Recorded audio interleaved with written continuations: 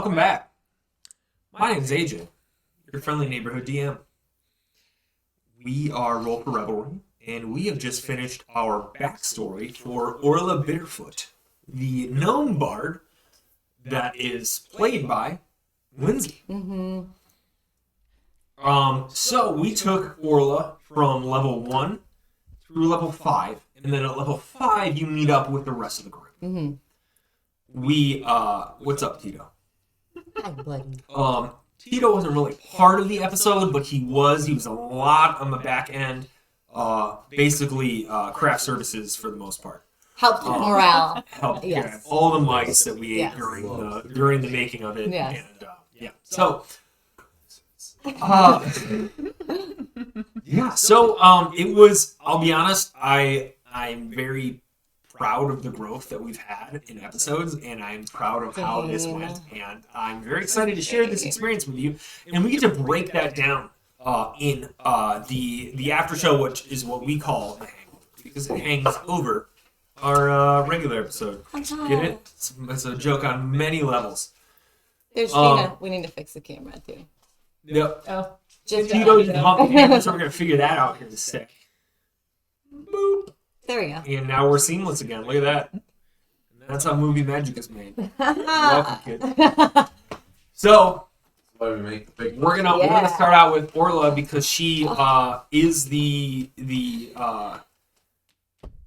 she's the star of the show. She's the highlight. And what did you think? Let's start out like early. Yeah. What did you think before first break? I guess I didn't know what to think. Like, I didn't know how we were going to get it from point A to point B, and it just, at first I also thought, I was like, man, like this is going to be a really long session to get from point A to point B. Yeah. Like I thought there was also so much that could be compiled in there, but it was done absolutely seamlessly and beautifully. And, Cat is fighting in the background. Sorry, we're watching it. We're witnessing the cat fight. sorry. Do you want me to spin a camera around? No. Sorry, I couldn't take my eyes off of it for a second. Hey, Tito's coming in with the left hook and chicken with the defense. She's in a Philly shell coming in, going up to the stairs. So I had, when AJ and I were like discussing about what my backstory was going to be, I had known that I wanted to, go out into the world and venture, and we talked about meeting up with this group and me, Orla falling in love, and then there being some kind of like abrupt ending to that. There really wasn't like a decided factor as into what that was going to be.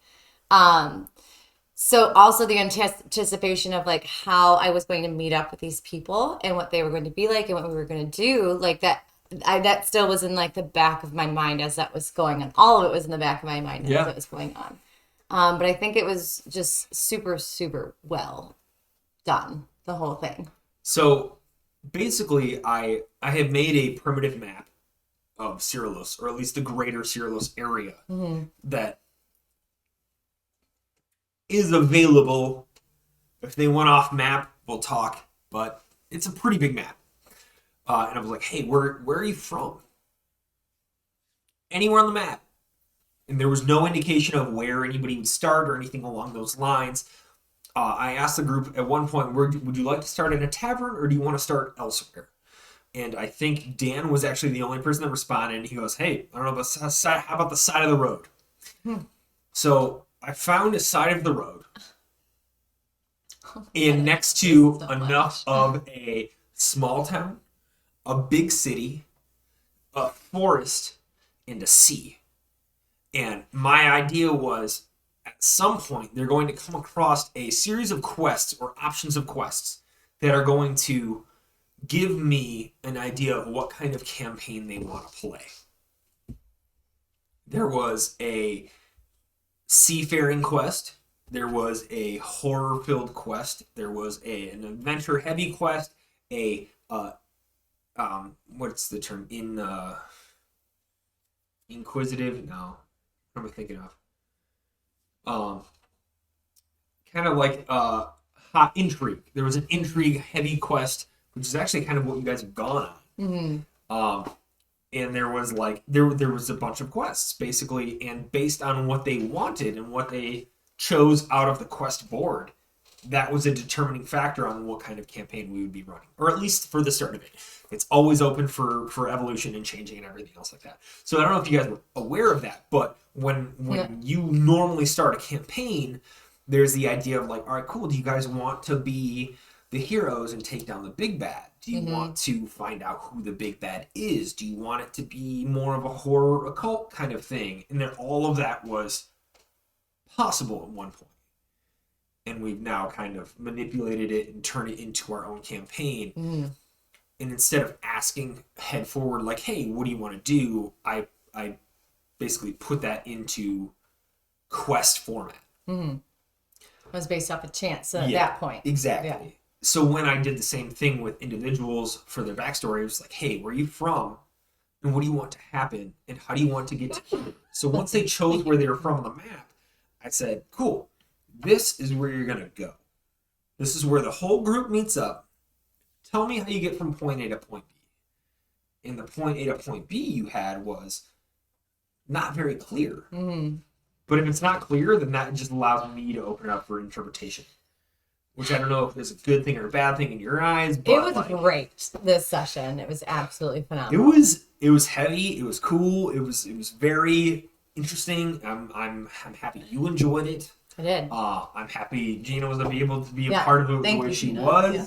Especially from like, I don't know, like 30 minutes before we started, I was like, hey, do you want to be an NPC? Right. Like, hey, do you want to be a character in this? Because like otherwise, And not just a character, right? But Yeah. like the love of Orla's life, you know, like that's a heavy like character to play. yeah. So that's a little bit of the insight that I've had. That's a little bit of insight of what your expectations were. Let's talk about the first sequence, level 1 before the first break. Leaving Orlaton. I don't know what it's called. What is it called? The Mirrorless Mountain. Morales Mountains. Morales Mountains. Yes. And I was, hang on, what is my hometown called? I don't know if I ever came up with one. I didn't. I'm gonna have to think about that. Yeah. I think there's a cat Well- under there. That might be moving. Regardless, Mm-hmm. when you left, that was good. When you left the city, what did you expect? What did you expect to find? I expected to find friends. I certainly didn't expect to become in danger right away, but that was a really cool thing to experience, like a part of something that I thought was a fairy tale, you know, that I was just told stories about and heard songs about, but just thought it was folklore, you know? So it was super, super cool to experience seeing that kind of magic and also knowing that like some magic has been like passed down to me. It seemed then all, you know, interconnected. And the fact that I found this little creature Yeah. Yeah, that was who now is yeah, go ahead. who now is my my familiar. Yeah. I Which had him all along. which is interesting because you've had them all along. Mhm. You didn't really utilize them in the first campaign. This is what I feel. I feel right now, because all this happened within, I mean, I would say about a year or so, I don't think Orla even realizes that thing is still with her. Okay. I feel like she's got this like a different, like she's been changed, but so many things have been happening, you know, she doesn't realize one of those changes is that she's actually had this companion for so long. And I feel it's going to come into a moment of power Yeah. or what exertion of some kind of energy, and this thing is going to appear. That's like, Yeah. that's kind of how I have in mind for her with that. Yeah. That's cool. Yeah. Dance is a kind of like a trauma block. Yes. Yeah. Exactly. That's crazy. It'll be interesting to see the emergence of this creature and whatever their name is, and how it's like, oh yeah, I've seen that around. Like what does Orla think of this creature that happens to be around every once in a while? that is this tale, that is it is the fallout of the experience that she first had when she left her hometown. So it's going to be like a new part of her. Like it's going to literally feel like a piece of her is there, and that she's like grown from a traumatic experience. So obviously there is like a lot of feelings that are behind it, but I think that comes into her being able to use that energy as well to be able to harness this new thing. So I'll tell you this much. I was excited to have somebody else with Orla. There's a number of one-on-one kind of situations that you say, like, all right, cool, if I'm going to play one-on-one D&D, I want the individual that I'm playing with to have a sidekick of some sort. Mm-hmm.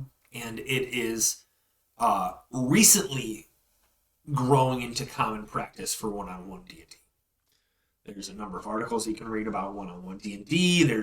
And those are the types of things. Instead of having a party, you have sidekick. You have a NPC that is supportive and can push the character into making the decisions that they feel like they can't make otherwise, because there's not the argument or there's not the discussion with the normal group generally. Mm-hmm. When I thought like Ciros can be that person, my mentality was, all right, well, we have to get her from the mountain to the town, and there'd be no reason for Ciros to be up in the mountain. Mm-hmm.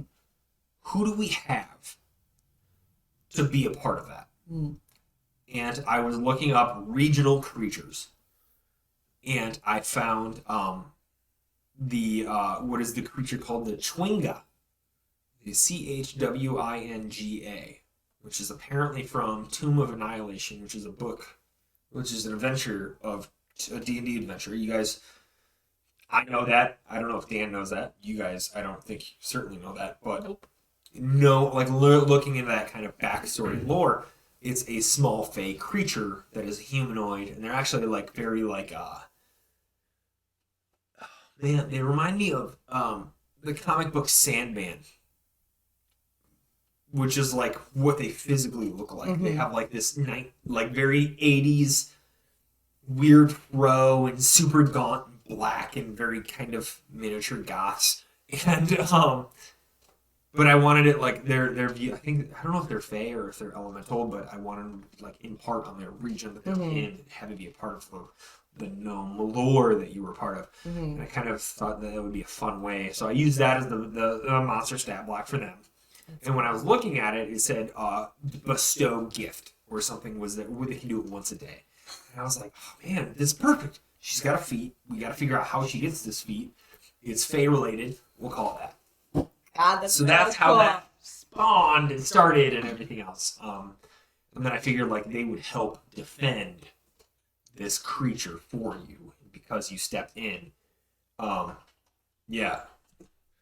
Cool. So when we move forward and fast forward, we enter Ebon Harbor, and I kind of gave you some guidelines. Yes. And these ones are a little bit, and I hate the term railroad because I don't think it's necessarily.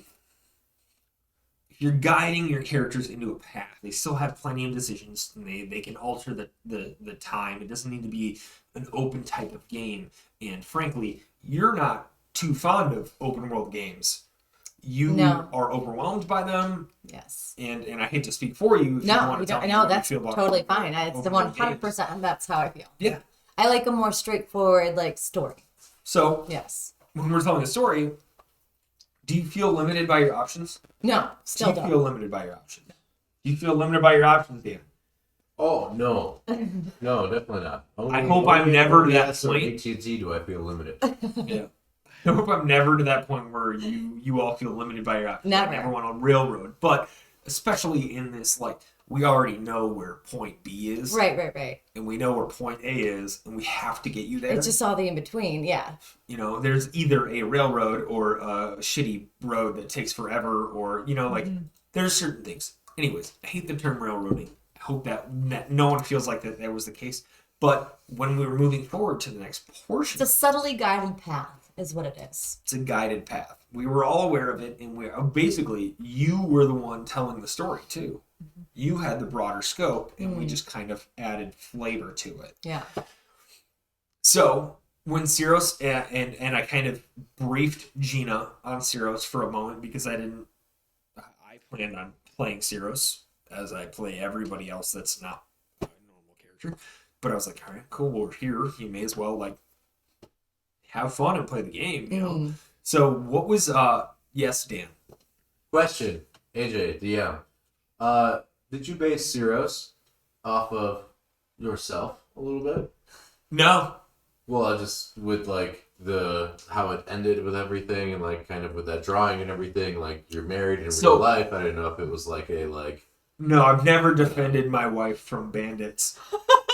Jeez. Yes. While I fantasized about that, Yes. and I'll be honest, more often have I fantasized that we fall to a bandit in the back of a Detroit Opera House alley so that our son can become Batman. I've thought that This is true. we I've don't heard have a it son countless yet, but, times. that's my life. Literally, Because it's if my We kid are can not become billionaires Batman- yet, so But if that's we a goal we have I'm to just reach saying, like, first. All right. First of all, all right, never mind. We'll save that for the hangover. The Hangover. Red Rover. Hangover easy. Hangover easy. Hangover light. So Hangover's best. I forgot what we were talking about. We're talking about D&D. You wanted to be Batman's dad. Yes. Cyros. How did you feel being given Cyros? And I'll be honest, not how I would have played him, and I'm happy that you did play him. Oh, I'm so curious to hear how you would have played him. I am talking about you. Okay. Sorry. I've spoken for the last 5 minutes. know, I but, want like, somebody else's. All right. I will talk, but I would really like to hear what differences there would have been between how I interpreted him and how you would have played him. That was cool. I don't think, I mean, aside from like the very mini campaigns that we've done where we were like the raccoons or the bears. Right. Talking about trash pandas and such a the great honey heist with So your good. Grant. Oh shoot, what's his name? What's the last name? Shoot. We'll put it in the description. We'll put it in the description. But they were one shot. With their 1-page tabletop RPGs done by. It starts with a name. Grant Howitt. They were done by Grant Howitt. He posts them on his Patreon. He posts them on the internet for use, and they're great games. They're very fun. They're very easy, simple rules. But yeah, please continue. I think that like, so aside from those, this was the only time in D&D where like I've been given some, but well, I mean, even with like in our first campaign when we started Ophiona, I felt like I had like some buy-in to like script what like her background looked like, and this was somebody that was just like, here is the character that you're playing, Right. and I guess I kind of interpreted him as like I was channeling my teenage girl self and like heartthrobby and thinking of the Duke from Bridgerton and like trying to just like kind of straddle the line between like cheesy and sleazy. And Classic line. Thank you. Classic straddle. And the description of him in the like street with his shirt unbuttoned and like hair Yes. kind of like flowing Yes. in the wind with his fiddle. And I was just 100% in, of course, I'm 18 years old, you know what I mean? I'm like this young gnome that is like blossoming, and I see this just sculpt of a, With a little devil boy. yes. And I'm like, ooh. So, And then it becomes super deep and amazing, and then they go on these amazing adventures, and yeah. then the unfortunate ending. He abandons you. I think I don't believe that. Abandons though? No, I don't believe that. well, Orla doesn't know I, that. I don't know that. And I that's know gonna be- nothing of what had happened. That's gonna be something that I'm gonna end up like testing you guys on because Yeah. I have some really cool ideas, I but still think that they require a little bit of he's just missing. anti-metagaming. Yeah. So it's going to be giving you knowledge that your character might not know. Okay. Or rather, your character might forget. And you need to forget. You need to remember that you forgot that. Mm-hmm. And that kind of stuff. So I don't know if that'll be interesting too. I've got a couple cool adventures planned, and I think that would be a interesting to play around with. Yeah. But I think that's a higher level of thought process in role playing. I don't know. I don't know how I would have played Cyros. I thought of a Yorkshire accent for some reason.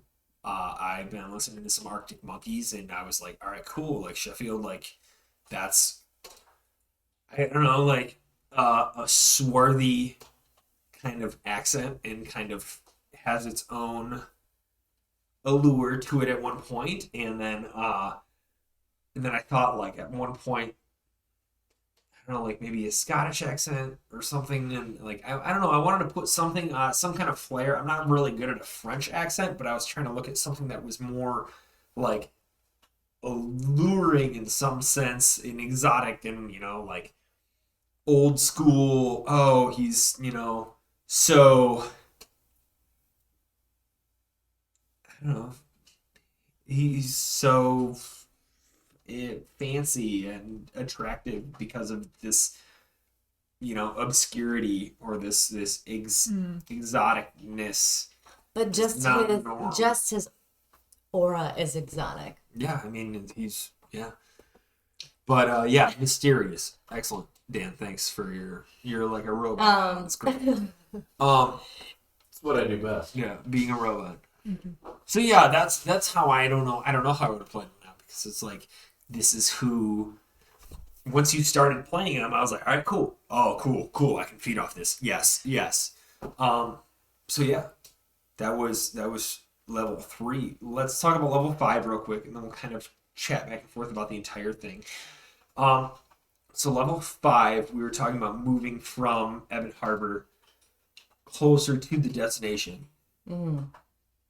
There were issues with Stopping your that. background kind of alluding to that, and I think you did a really good job of explaining that aspect to it, and that happens to be what your character's background is. Mm. But then we needed some reason that Cyros was not around. Mm-hmm. And at one point, you kind of approached the idea that said he's simply gone. He simply leaves after a moment, and I wanted there to be a reason he left. But I wanted it to be. sleazebag. I wanted it to be like a mysterious type thing as well. I didn't want it. I wanted it to be like a. It's so open for interpretation as to why he left. Whether it was he was charmed, or whether it was that was something of his past that drew him to that, and then it took him away from me. Like, even though he knew how much like I depended and not just depended, but how much I loved him. Like. Yeah. It's so open for. It's kind of how I wanted it to be. Is just like this. So, like, through Orla's lens of, like, the way the world operates and, like, her background and just, like, I don't know, her beliefs about people in the world, she wakes up in the morning and the person that she loves is just, like, gone. How is she interpreting that? Like, what does she think happened to him? She's 100% overly trusting. She doesn't, to a fault. Like, she doesn't see the amount of evil that there actually is in the world. She typically only sees the good that is in front of her. She understands evil when it is right in front of her face, and she is very loyal, so she stands up for that is right and wrong, and she knows that. But she still is like very over trusting in certain situations, especially with people that she really cares about. So to her, it's not, it's less of like a, he's a jerk, like going through the negative emotions of something that he deceived me. It's more of a, he must be in town, or he must be here, or he's doing this. It's never that like negative thought of, or it's a possible like maybe he's in harm, or maybe he was captured or something. Like it's the only the positivity, or Yeah. he couldn't possibly deceive Orla. She would never think that. I think that'll be an interesting take, especially with where you have two members of the party that are so they're just anti-trusting. They're so non-trusting of anybody else. Yeah. Yeah, I said non-trusting. That you have Orla on the other end, who's like, well, why? What's wrong? Why would you not? Right. Like, Always, and I think that'll be interesting to see.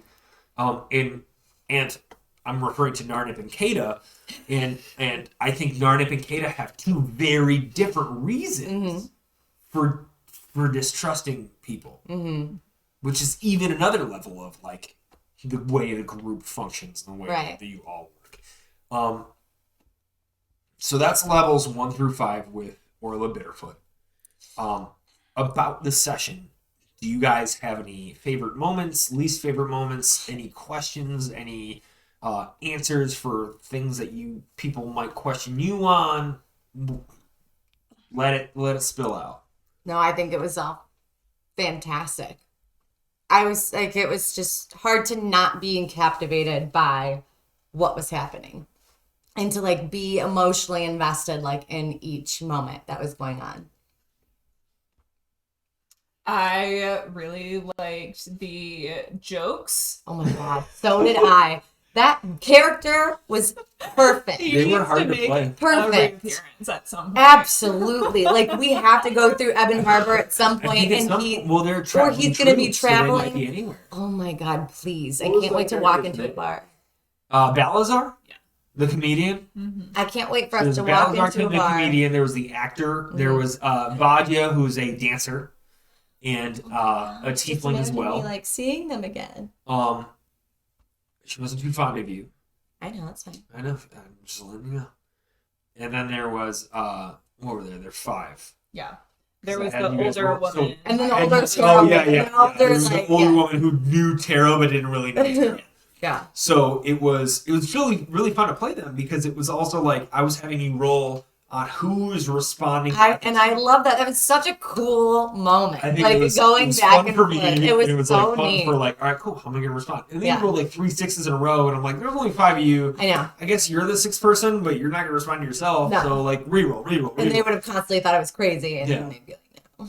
But that was fun on my part. That was very. I would suggest doing that to another DM to say like, hey, if you have a group or a larger group of individuals Of NPCs, of definitely. NPCs, Yeah. have the roles make up the responses, and it kind of puts you on the spot. It gives you kind of an improv moment, and you, especially with a fun group of characters like that, Yeah. like they were so drastically different. You had like a gallant chauvinist actor. You had somebody that was a little self-conscious but thought they were funny.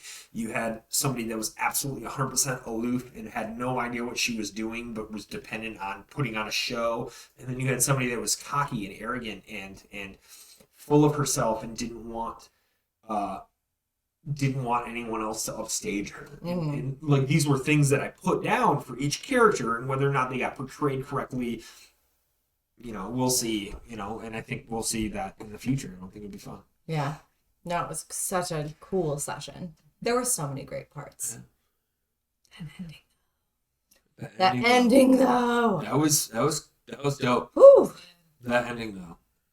That's what That's we're all. gonna post on the internet. Just that ending though. That ending, though. All right. Do you guys have any closing thoughts? Dan, do you have any closing thoughts? Nope. Cool. No. Gina, do you have any closing thoughts? No. Lens. More comedians. More Yes. comedians. I literally Googled the word jokes That was and like went to the first page, and I was like, oh yeah, that one. And then like the second one, I was like, I feel like I can at least work that in. So I was like worked in the cast kind of break a leg kind of thing. And Yeah. That was a really good joke. It was a good one. I know. It was super good. It was just, like, I think the joke is like, why do actors tell each other to break a leg? Because they're part of the cast. And I don't know, I moved it into great phrasing. It was good. It was a great delivery, great Thanks, character guys. all I like to think of around. myself as Such a real life Balazar. It was a fantastic session. Hashtag RF Balazar. Really, I will only leave you with this. Real life Do not Balazar. afraid to have emotions while playing with your character. Just dive right in, man. I'm happy you guys were both able to dive in and like that's like a great role playing moment is when you're like I'm encompassing the character and I'm thinking like what would they think? What would they do? What would like when you're putting yourself into that. And I've been trying to do that more and just be like, cool, I'm gonna act this scene as this character and kind of working off of that. Yeah. So yeah, we are Roll for Revelry. My name's AJ. I'm Lindsay. Gina. And we stream Dungeons & Dragons Sundays, Eastern Time, 2 p.m. Yeah, and we will be back here. I think we'll be back here next week. Yep. And we Sunday. have this awesome, cool studio. We're going to be playing in person. I don't know if Bob will be able to join us, but he'll at least be able to join us. He's about an hour away from us, but he'll be able to join us via Discord or via internet somehow, and we'll figure all that out. But yeah, we are playing in person, and we're very excited to do so. So please check us out. If you liked what you saw, please consider supporting us. You can support us by giving us a follow, checking us out on Twitter, give us a follow there. We will be doing another giveaway round once we hit affiliate. So that's our goal right now, is to get up to 50 followers. We have all of the other affiliate requirements for it. We just do not have our followership. So if you really liked what you watched, please consider us giving a follow. If you already followed, please consider sharing this link with somebody else that may be considering this to follow, because that's kind of what we're getting up to. And yeah, we like playing D&D, and we're happy to have you watch. And if you like watching, we're happy to keep playing.